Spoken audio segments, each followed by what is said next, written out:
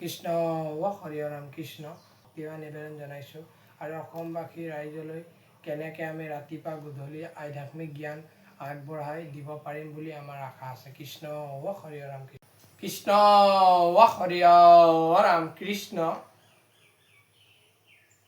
আমি ৮৪ নৰকৰ যন্ত্ৰণা এই দেশতেই ভুগিব লাগিব। আমাৰ মহাপুৰুষে দেখুৱাই থৈ গৈছে যে এজন দাৰ্শনিক পণ্ডিতে তাৰ হিচাপো দিছে।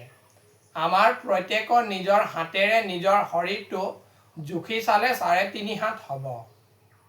হাতত ২৪ আঙুলি, ৩ হাতত ৭২ আঙুলি, বেগেটত ১২ আঙুলি, 72 + 12 = 84, ৮৪ আঙুলি।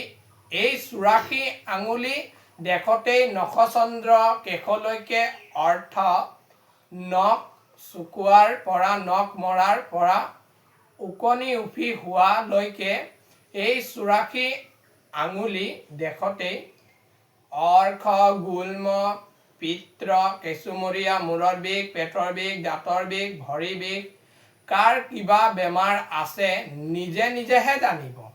আপোনাৰ শৰীৰ যদি কিবা ৰোগ আক্ৰান্ত কৰি তাৰ কাৰণে দায়ী মন। হৰি ৰাম।